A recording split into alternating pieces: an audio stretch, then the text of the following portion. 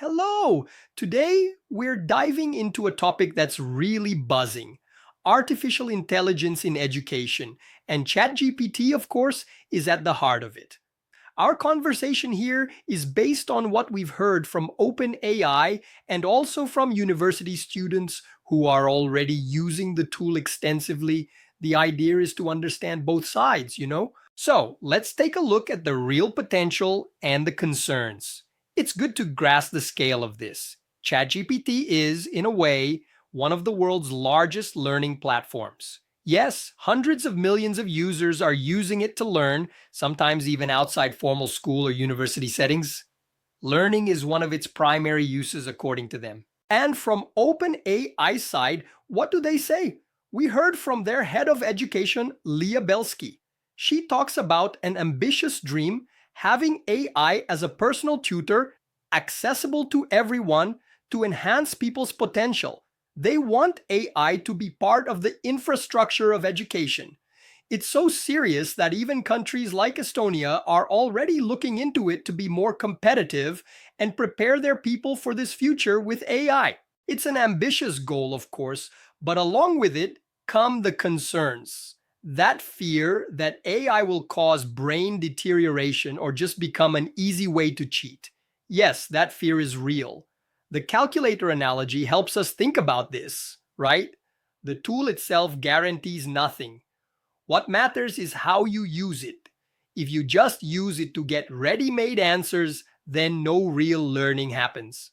But if it's for exploring, for delving deeper, for receiving feedback, then it can boost knowledge. It makes sense. However, generative AI seems more powerful than a calculator in terms of providing ready-made answers, right? Exactly. That's the crux of the matter. If the use is just the famous copy and paste, it teaches nothing. In fact, they even did a study to figure this out. The obvious, right? But if the student uses it to investigate, to ask for help, to understand a difficult concept, to simulate a debate, then that's a different story. And it seems OpenAI is aware of this copy and paste risk. They've done something to guide its use. Yes, one response was the study mode. The idea is to be more Socratic. What does that mean? Instead of giving an immediate answer, the AI asks questions, tries to guide the student's reasoning. You understand? It asks follow-up questions, quizzes. The idea is to lead to the answer, not just hand it over. This stimulates critical thinking. And the inspiration for this, curiously, came from a trip to India. They saw how much families were spending on private tutors and thought, gee, AI could be a more accessible alternative. How cool. And students, how are they using this in practice? Besides the copy and paste we've already discussed, the uses are very varied. It's fascinating. Some people started using it to generate Shrek fan fiction, and then it evolved into academic uses. They use it a lot for brainstorming, to get ideas, or to gain different perspectives on a topic. How so? By asking the AI to assume personas like ChatGPT, critique this argument of mine as if you were an expert X, or to optimize daily tasks like planning the best route to the bookstore. Wow. From fan fiction to the bookstore. Exactly. And even for learning while driving using voice mode. It's a very quick adaptation to real life. You can see that people are being creative. And in universities, what's the reaction like? Are professors adapting? Yes, they are. We see fewer of those define such and such concept questions and more focus on application, on discussing meaning. Some professors already allow the use of AI in assignments, but then they create more challenging tasks that require reflection on the process itself. For example, explain how you used AI to arrive at this. I see. But what about the students' own concerns? Aren't they worried about anything? Yes, they are. The question arises of what constitutes cheating in this new reality, where the line is between gaining productivity and becoming lazy, complacent. It's a fine line for sure.